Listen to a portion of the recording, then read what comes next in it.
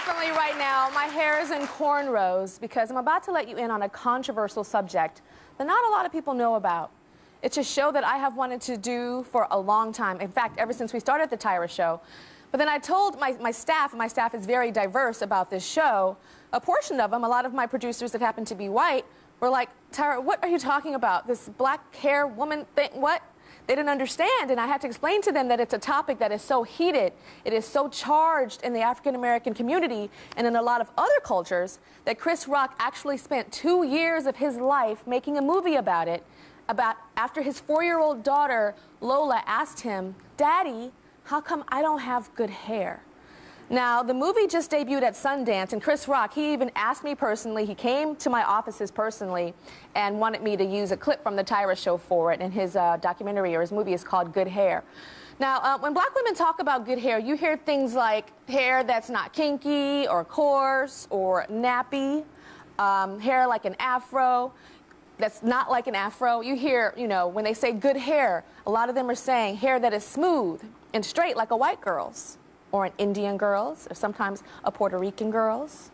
And they spend thousands of dollars and countless hours using chemical relaxers and putting weaves in their hair to get it. And I just said they a lot. I should say we. This is Tahita, and she's thinking about going back to her natural hair. What's your natural hair like? It's coarse. Coarse. Nothing straight about it. Okay. So's mine. My natural hair is coarse. And it's just something that I've been contemplating on, but haven't really went full force with it because I'm thinking that I'm not going to get a lot of compliments that I used to get. I'm not going to look as pretty as I usually would if I had the weave or the extensions.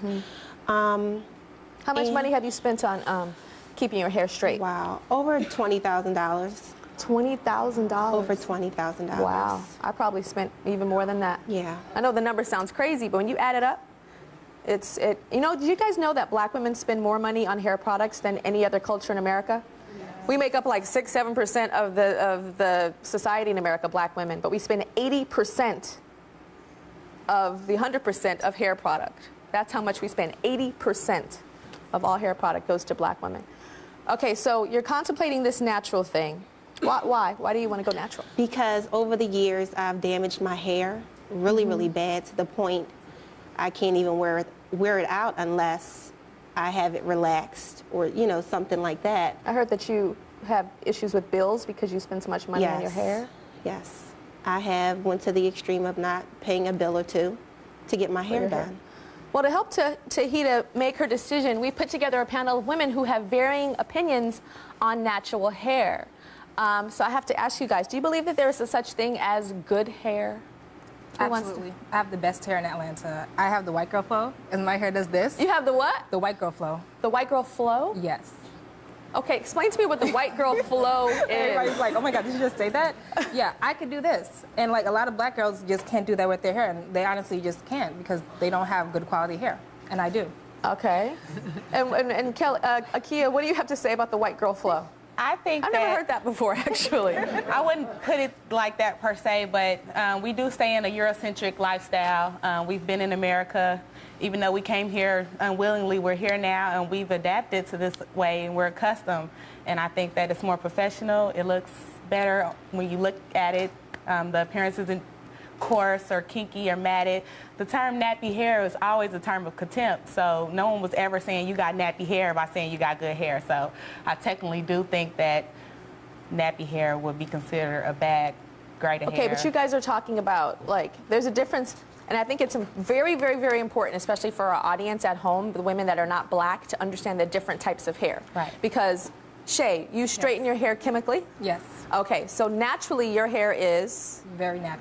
Like how mine is right now. Like I braided my hair natural, so it's really kinky. Curly and coarse, yes. Okay, so but you straighten your hair. Yeah. So is that good hair to you, or is that nappy hair straightened?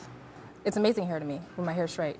Speaking for a person who has hair I think that my hair is more matted and coarse and kinky. I have a kitchen in the back, what black women like to call kitchens, because it's real coarse. It looks like a scoring pad. Women with more loosely coiled hair, Tyra, like I think that you have. My hair's not loosely coiled. My hair would never lay down like that. With some gel and a toothbrush. Right, I had to use mad chemical. Exactly, I had to use mad chemical. I had to use mad chemical on my hair for it to lay down. Yeah. I think it's more manageable with hair that's less loosely coiled. But why does your hair have to lay down? That's the question. Why do you have to have a hairstyle that's laying down? That's just like straightening anyway. Well, why do I have to have an afro to technically define me as being black? I think that I'm black, and I think that I'm a strong black woman. And in today's society, I think that straight hair is just more acceptable. You don't have to have an afro to be a strong black woman, but you have to not hate on what you really are to be a strong black woman. Your but who natural am I? state. I'm American. You're and an American, but America has nothing to do with hair. We have put this on ourselves. We have made ourselves hate the texture of our hair. We have let other people's ideas. I don't hate the texture of my hair, but coming from the African and my African descent, when we came into this country, we didn't have African combs to comb our hair with, so we had to adapt. Having kinky hair was an evolutionary adaptation in Africa. We got kinky hair. You don't have to have a comb to comb your hair. There are other ways to style your hair. The problem with black women is we have to learn how to style and treat our natural hair and stop trying to conform to something that is not natural and is unhealthy for our hair. Which takes a lot of preparation. My hair is very healthy. Your hair can't be healthy with relaxers. My hair is very Chemical healthy. relaxers do not make your hair healthy. I don't care how shiny it looks. I don't care how much it bounces. When you put that chemical on your hair, it is sucking moisture out of your hair. It is breaking your natural hair down. I have proof. I used to relax my hair. But growing your dreads, you don't wash your hair for 3 months. I wash my hair every day. When you first got the dreads, do you wash your hair every day? No. You wash your hair every day now, but when you first started getting the dreads, it was matted and kinky and nappy. You couldn't wash your hair for 3 months. I know the preparation that it takes. That is the misconception of dreads. Anybody in the audience not black, confused right now or understanding what's going on? Anybody? Even some. Why don't you come to the mic? People are confused. Why don't you come to the mic with the pink sweater and explain to us what you're confused about? Because I can break it down for you, maybe. The biggest thing I don't understand is not washing your hair every day. Well, actually, it's not good for people, for a lot of people, even people with straight hair, to not wash your hair every day. A lot of hairdressers are saying that now, that it's not good because it depletes your hair with moisture. Mm-hmm. But one thing I can explain, black women don't wash, a lot of us don't wash our hair every day because our hair tends to be drier, and the more we wash it, the more it dries out. Also, the chemical straightening and all the process that we use to straighten it takes so long, it would be almost impossible to straighten it every single day. So you don't wash it every day. And it kind of tends to get better with time after a couple of days, kind of like marinating some chicken. You know, where like put it in the fridge, and after a couple of days, it just kind of starts looking better as well. So I'm that's not saying over perm and over process your hair. There's ways to take care of your hair using chemicals. And even if you don't, if your hair is naturally more loosely coiled, you still need that preparation. Okay, so Tahita, you have heard both sides of this story. Do you want to go natural or do you want to stay straight? This is why it's making it so hard, because I want to go natural, but then I don't know how people would perceive me. I don't know how people would take to me, you know, with my natural hair, because a lot of people never seen me with natural hair. Yes. Yeah. You do? I'll try it. Doesn't hurt to try. Yeah. I'll try it. Okay. Well, I'm going to send you backstage right now. I actually have some really great hairdressers that are going to make your hair a beautiful, natural texture.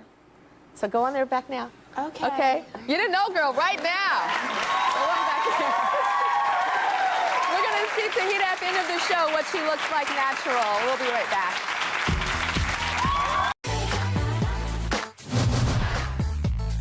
Hey Tyra, what's up? It's AJ Johnson here from the AJ Salon in the Windy City here in Chicago. Okay, good hair, I hate that term. Actually, if you have hair on your head, then you have good hair. What I hate more than anything are these, split ends. So you do away with those, and then everybody can have good hair. The pressure to have so-called good hair, and that's hair that a lot of black women say is smooth, it's silky, it's long, it's not kinky, it's not coarse. The pressure to have that starts in childhood for many African American women. So we wanted to check in with some very young girls to see how they felt about their hair. Check these kids out. I'm Kiana and I'm 8. I'm Kalasia and I'm 5. I'm Shania and I'm 6. I'm Aaliyah and I'm 5. One of my producers joined the girls to get to the root of the matter. Okay, everybody, I want you to describe your own hair. I like my hair because it's soft and long. I don't like my hair because it's nappy. I like my hair when it's relaxed. How does it feel when they relax your hair? When I get my hair relaxed, it burns, but I like it because it's straight and it's like my friends at school. I like my mom to cut my hair so the kids to stop making fun of me. The kids make fun of you at school? Yes. And how does it make you feel when the kids do that to you? That made me feel sad. Next, our producer asked the girls, what is bad hair? Bad hair is frizzy hair, poofy hair. If people talk about your hair, it's bad. When I see people with nappy hair, I think they're lower class. Now, Shania, you have something that you brought today, right? I brought my Hannah Montana wig. Tell me why. I think people like me better when I have my Hannah Montana wig on, because my hair is long and pretty. And sadly, all the girls had one thing in common. So now, let's talk about the hair that you don't like at all. The hair that you would never want to have, okay? It's nappy and it's gross. I think white people have better hair than black people.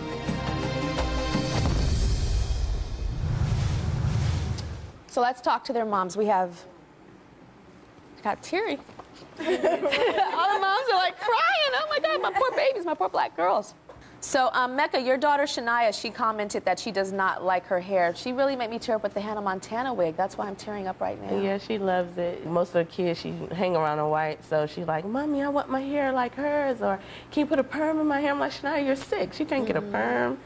So like, how does it make you feel that she only feels really pretty and accepted with a Hannah Montana wig on? Because even Hannah Montana, the real Hannah Montana, Miley Cyrus, that's not even her hair. I know. Right? It's not. I feel kind of bad sometimes, but I tell her, like, your hair is beautiful. Like, she doesn't need long hair like that. Her hair is long if I straighten it. Sometimes I straighten it with the hot comb or the flat iron, but I'm not going to put a perm in it. She's too young. You're not going to chemically straighten her hair? No. Good. She's too young. Okay, and then Shantae, your daughter, Malia, to produce your daughter, you did something to make her how she is. What did you do?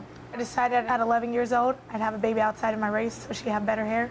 You decided at 11 years old that you were going to have... I was teased, called nappy head, bald headed.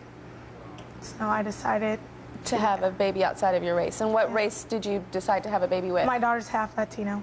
She's half Latin. All right. And when you look at children that have hair that is coarser, what does that make you think? Like me, when I was growing up, low class and poor. And your daughter was the one that said that kinkier hair is low class? Yeah. That she got that from her mom. Okay. And then we have Mary, Kalasia's mom. You were tearing up a lot when you were watching that, and me looking at you made me tear, but I didn't know why you were tearing. It's hurtful because when she comes home from school, the kids tease her because her hair is so long and because it's so good. And when she comes home, she's crying. They have pulled handfuls of her hair out of her head before. And when she comes home, she said, Mommy, can you just cut my hair so it can look like everybody else's so they can leave me alone? So it's very hurtful for her to come home. And I tell her, Kalasia, you're you. Your hair is you. Everybody is different. You accept yourself the way you are. And some people don't feel good about themselves, so they tease others to make themselves feel good. Shantae, do you wish that your daughter, do you wish that you could have had a daughter like her daughter with long hair like that? Yeah, my daughter's hair is without having to go outside of your race to get it? No. No? I've never dated an African American. Never. Because you don't want to have offspring. You don't want to make the mistake of falling in love with a black man and having some kinky-headed babies. Nope. Okay. All right. And then we have Dawn. Dawn, your daughter Kiana, you are a white mom. Correct. And you've had an interracial child. And tell me about how you feel about your daughter's hair. I relax it and I put weave in it because it's just easier for me to manage. Wait, how old is she? She's 8. She's 8 and you put weave in her hair? Yeah.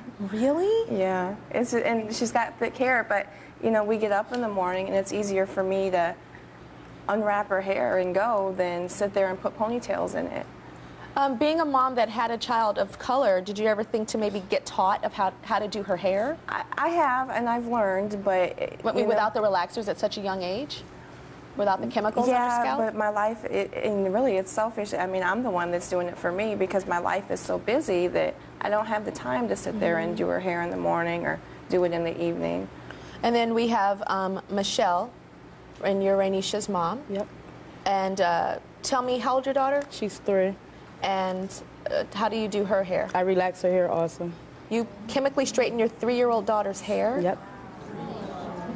You chemically straighten her hair? Yep. And when did this start? This started about 4 months ago. When she was born, she had really good hair. She had what hair? She had really good hair. And what does that mean? I consider good hair nice and curly, soft. About 2.5 years old, it started getting nappy.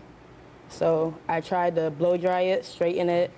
I tried everything, it doesn't work. And now that I perm my daughter's hair, she feels comfortable with me doing her hair. I could put a comb through it. It's easy to manage. It doesn't take long. She doesn't cry, and she loves it. Of course, every little black girl cries when her hair is done and getting done, and the mama's combing the, you know, the comb through it to get that ponytail. But putting a relaxer that early, I don't know. That to me, that seems like not healthy, mentally and physically for the child. Well, I think if it wasn't, then they wouldn't make it for young kids. 3 years old? I don't know if it's for 3 years old. We'll be right back.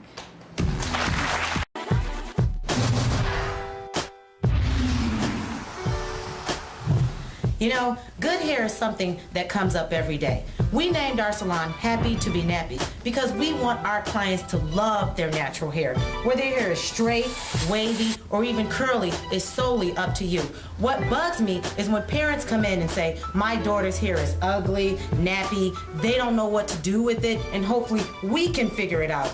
No little girl should feel that their hair is bad. Today who are opening up about the pressure to conform to the idea of good hair in the African American community. And again, that's hair that a lot of black women say is not an afro, hair that is smooth, hair that is straight, like a Caucasian woman, like a Indian woman, like an Asian woman. And it's a pressure that even their preschool daughters feel. Now, before the break, Michelle admitted that she relaxes her 3-year-old daughter, Rainisha's hair, 3 years old, and she puts chemical straightener on her daughter's hair. We have some video of this. Check it out. Hi, Tyra. This is my daughter, Rainisha. She's 3 years old, and I've been perming her hair for about 4 months now. As you can see, Tyra, all this on the edges, that's what we call kitchens. And those are what we're going to fix with the perm. Before I started putting perms in her hair, she would not let me comb it. See that? Ow! That's why. You like getting your hair perm, Rainisha? Yeah. Why? You want to like the girls on the box? Yes. As Michelle adds the chemicals to Rainisha's hair, her discomfort is quite apparent. Ow! I know. Ow! This is why she gets the perm. Ow! Ow! Thank God for perms. Ow! Does it burn? Where does it burn at? All right, we're ready to wash. My eyes! Just keep your eyes closed. You want me to wipe your eyes? Although the process was difficult for both, mother and daughter are pleased with the end results. You like it? Why? It looks cute? Yes. Woo, Whew, that was like a ton of oh my God, emotions and pain and then smiles. And even when she was smiling, it was hurting me. When your daughter is saying, Mommy, it burns, because she has chemicals on her hair and she's 3 years old, what does that make you feel like? It makes me feel bad, so that's why I choose not to leave it in her hair for that long. You just do like a quick rinse in and out. Yep. How did you feel about your hair growing up when you were little? I got my perm early, around 12 years old. So if I could have got it younger, I would have got it younger. And let me explain what perm means. In the African American community, we call a perm straightening hair. I know that in other cultures, when you say perm, it means curly. We mean straightening or relaxing the hair. Michelle's sister, Ebony, is with us in the audience now. Hi, Ebony. How do you feel about your sister Tyra. straightening your niece's hair, who's 3 years old? I oppose to it. I really don't agree with it. My niece has very beautiful hair, and I feel as a young African-American girl that a mother should let their child love their natural beauty. I had my hair permed at a young age, and I didn't agree with it. That's why my hair was so messed up. It messes up their hair, and I think natural beauty is beautiful. And when your sister says that to you, I'm sure she says it to you not to mind her business. You tell her to mind her business. Well, with us are the authors of Hair Story, Untangling the Roots of Black Hair in America, Ayanna Bird and Lori Tharps. Explain to us about our hair, black women's hair, and why it is such this issue for us. I think the first thing people need to understand is the idea that good hair, this term good hair, was not a beauty term. It was a survival term that came out of slavery. And that women and men who had hair that was silkier, curlier, looser, meaning they were connected to the white man, the master, that meant that they were more likely to have a higher chance of being freed when the master died, perhaps being a slave that was in the house, which meant more access to education, better food, clothing, warmth, you know, the necessities of life. So we were not talking about slaves walking around saying, I'm cute. It was slaves walking around saying, if I have this hair, I might have a chance at a better chance of life and survival. Because what is it really? It's connected to being the master's daughter or son. Exactly. So, and it's, like I said, it was men and women. We're not even just talking about something for women. And so this idea has carried over. We say that, you know, these concepts were kind of embedded into our cultural psyche, and it never went away. We were never, like, unbrainwashed, if you will, once slavery was removed, and we've maintained these terms. And so part of the problem is that people don't understand the history of our hair. And that's why we wrote the book, so that people understood where the pain comes from with these, with the way our hair looks and what it meant to us in terms of survival. We have the daughters of all of these women on our stage. I want to talk to these kids. Come on out, kiddies.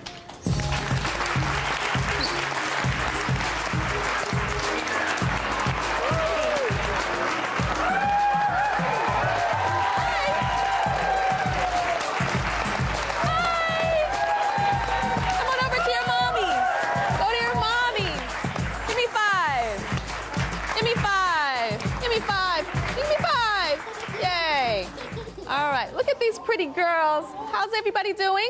Good. Okay, we'll be right back. We're going to talk to these kids when we come back. We'll be right back. Okay, so we're back and talking with girls about how they feel about their hair. Little girls, little baby girls. Shania, tell me about your hair, Shania. Tell me about that Hannah Montana wig that you wear. Why do you like to wear that Hannah Montana wig? Because it's cool. Because it's cool? And what does it make you feel like when you wear it? Happy. Makes you feel happy. And how do you feel when you don't have your Hannah Montana wig on? I feel sad. Why do you feel sad?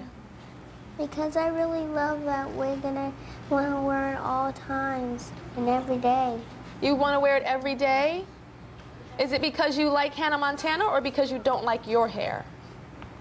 Because I don't like my hair always. You don't like your hair. I think your hair's so pretty. Thank you. I like your little twisties with your ballies. Thank you. And your barrettes, they're really pretty. You want to see a picture of me when I was your age? My hair wasn't as groomed as yours, but it was still pretty. I have hair just like you. Just like you. I don't have Hannah Montana hair. I have a Hannah Montana wig, too, that I take on and put off. I do. Okay, let's go to Malia now. Hi, Malia. Hi. Tell me how you feel about your hair. It's cute. It's cute? Is there such thing as bad hair? Tell me what bad hair is. When you have poof. When it's poof? Yeah? I know people are probably confused at home because maybe people that are not black are looking at Malia's hair and going, hers looks kind of poofy and kind of big, but the actual texture of it tends to be straighter on a wave. So it's not like a tight afro, like old Michael Jackson kind of tight hair. It's poofy, but it still has a wave to it. And in the black community, that's considered better to a lot of people. Not everybody, but to a lot of people in the black community. Okay, we're going to move on to Kalaisha. Let me see your hair, Kalaisha. Turn around.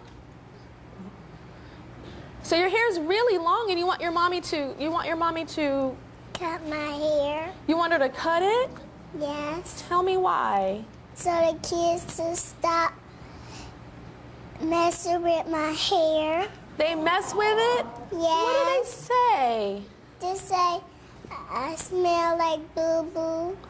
No. They say you smell like boo-boo because your hair's so long? Yes. They're crazy.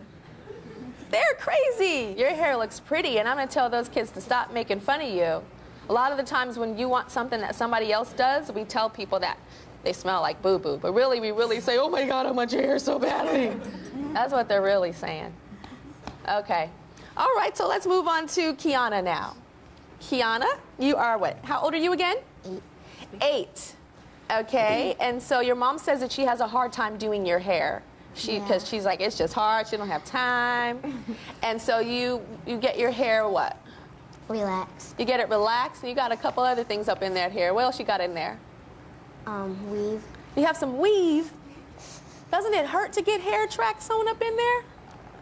It hurts? How does it make you feel when you don't have weave in your hair? Happy. It makes you feel happy when it's not in there. Yeah. So then why do you put it there? She wants it in there. Whoa. Whoa.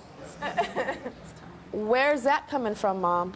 I wasn't expecting that. Well, she likes it. I mean, she goes to school with her hair done, and everybody compliments her, and she's like on cloud 9. But she said that she's happy with it out, and it makes you happy. It looks good. It looks good. It's interesting, though, because a lot of times in interracial relationships, like the Caucasian mom, the white mom, really loves the black culture, and she loves all those different things about the black culture, the hair, the black man's skin, the whole, the food, the differentness from your culture, that it's different and interesting. Right. And I find it interesting that you're looking at her hair is bad, and that you want it to look more like yours. I just want it to look nice. I mean, it's easier for me to manage like this. A weave is not easy, Mama. It's easier than sitting there for an hour in the morning putting ponytails in. But she's saying that it makes her feel better when it's not there. Do you understand what that does to her self-esteem? I mean, if she doesn't want it in, she's never told me that. So if she doesn't want it in, then I won't put it in. Okay, we're gonna go to Rainisha now. Hi. I saw you and you were getting your hair straightened, and you were getting relaxer, or we call perm, in your hair, Rainisha. And I saw that it hurt. Did it hurt a little with the perm? Yes. Yes? Okay. I'm sorry that it hurt. I wish you could wear little pom-poms like I used to wear when I was your age, because those didn't hurt. We'll be right back. It's such an emotionally charged issue in the African American community that Chris Rock even spent the last 2 years making a documentary about it, and I'm talking about the term good hair. Please welcome sisters Sierra and Tatiana, and Tara and her mother Sharon. Hello. Hi. Okay, so I'm going to start with you, Sierra. How do you describe your hair? My hair, it's a little wavy, but then again, it can be nappy. But you can still get a comb through it when I don't have a perm. Okay. And it's kind of damaged. Okay, so when you describe your hair as opposed to your sister's hair, do you think that you have bad hair? Compared to hers, yes. Compared to your sister, hers you call it bad hair. Okay, and why? Because it's like You could do anything with it as long, as pretty, as the right color. Mine, it was, before this, it was 3 different shades of brown, and it's just hard to like do anything with it when it's not one complete shade. And she could wear it straight, curly, whatever she wants. And you have issues with your sister because of her hair? Yes. Like jealousy? A little, yes. Yeah. Do you know that, Tatiana? That your sister is so jealous? I didn't find out about the jealousy necessarily until recently. I do tease her a lot about her hair because I feel like she needs weave in it for it to be long like mine. But growing up, I was always teased about being the only one with the good hair out of the family. So I guess I rebelled and do it to her. Do you think that your hair is good? I do think that my hair is good. I don't need a relaxer or chemicals or anything in it. I can straighten it. I can put some water in it and just go, and it'll be curly on its own naturally without chemicals. So, I do. Okay. And then we also have Sharon and Tara. Tara, why do you think your hair is good hair? Well, I don't necessarily think, oh, I have good hair. I just think all hair is good hair. And I hate that there's so much self-hate within our community that, oh, I can't, you don't have the right kind of hair to go natural, that kind of thing. I just think it's absolutely ridiculous. Okay, I know that you said that your hair has controlled your life. Yeah. What does that mean? Well, I've always had a relaxer since I was 10. My hair was always long. And there were times when, like, I would need to work out, and I would get a relaxer. I'm like, man, I'm not messing up this relaxer, going to work out and sweating in it, that kind of thing. So, and I didn't, you know, whenever I would get new growth, which is when your natural hair starts to grow out and your relaxer meets. So I didn't like when I would need to get a relax. I wouldn't, you know, want anybody to see me. I'd be like, oh, I need to go to the beautician. But your hair is all natural now. I think it's beautiful. It's all natural. So your natural hair is causing a rift with your mother. Yes. Whenever I cut my hair, because she likes my hair long and relaxed, and whenever I cut it, she did not like it. Like one time I cut it and she was like, get out, because she hated it. Get out? Yeah. That's serious. So there's a strain on your relationship because of how she's wearing her hair now. Yes, and it's been a very recent thing that she's decided to go completely natural. And I think it's an adjustment. It doesn't, she doesn't appear like my daughter. What does that mean? What does that mean she doesn't appear like your daughter? It has changed her appearance in terms of overall how she looks. I always thought her hair was beautiful. I think long hair is nice, and I think there are people that wear their hair short, that it's fine. But I've always been accustomed to her hair being longer. You avoid introducing her to people because of her hair now? Recently, yes, because of the transition. It's a change in her appearance. So you avoid introducing her to people? I feel, Mom, that you are trying to make it all sound nice. But well, it's not nice. I don't think it's necessarily were, nice, but I do avoid the introductions, and I think that's because I'm adjusting to her. Adjusting or ashamed? Because there's a big difference. Adjusting is, woo, baby, I'm still not used to this hair on you. Let me take a look at it. I might not love it, but here's my daughter. Her name is Tara. Yeah. That's adjusting. Right. Ashamed is, I'm not going to introduce you.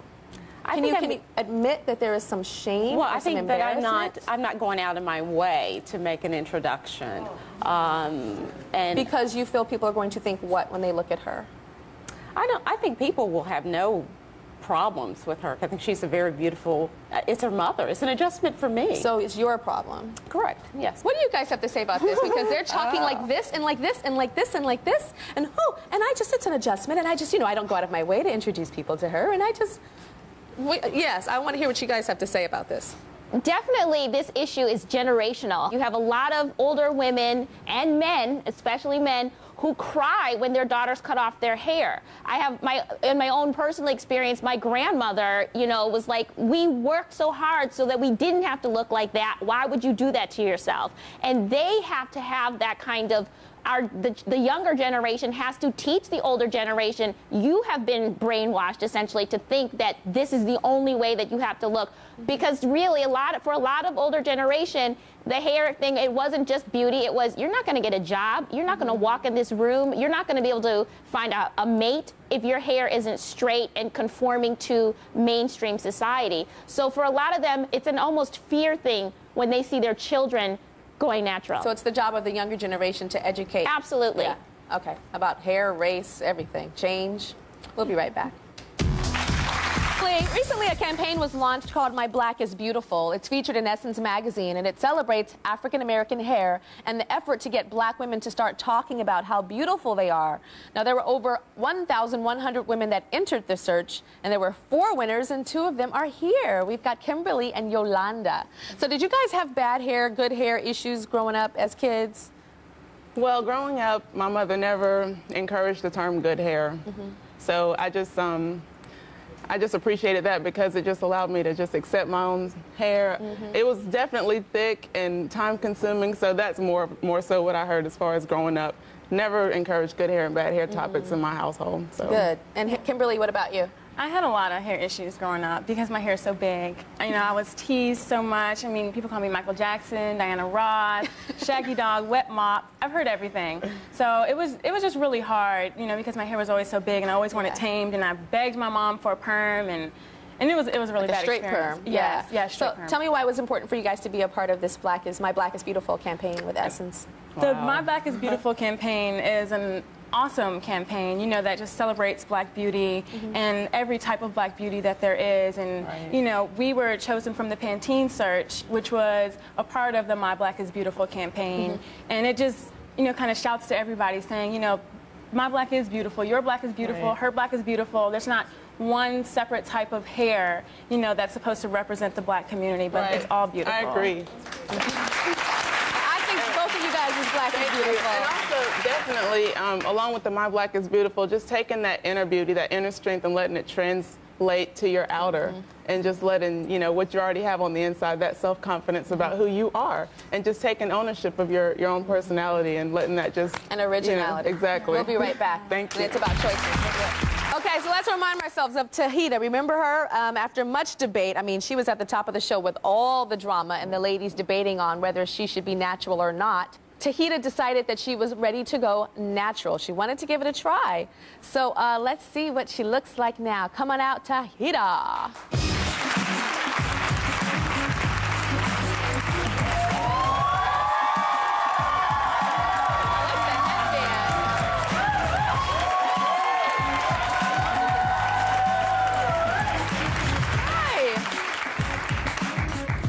You look so pretty. I can see your bone structure. Come right here. I can see your bone structure in your face. I couldn't see that when your hair was down and long before. So this is Eric Bland. He's a celebrity hairstylist. Eric's done me a couple of times too. Tell us what you did to her hair, because I like that you also pulled it back.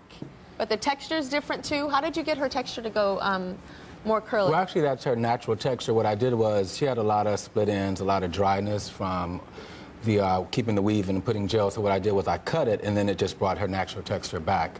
She still has a few straight ends, only because she's not willing to go quite as short right now, but it'll eventually start to curl up because I got most of the dead ends off. So I that's like her natural seeing your texture. face. I like seeing your forehead and like your cheekbones. I think that's really pretty. It's gonna take getting used to, isn't it? But you make it work and you look good doing it. Me and you, girl, we're both working face. No, we're not hiding behind. Put your face down here. Let's get a little close up. Work. Smile with your eyes. Smile with your eyes.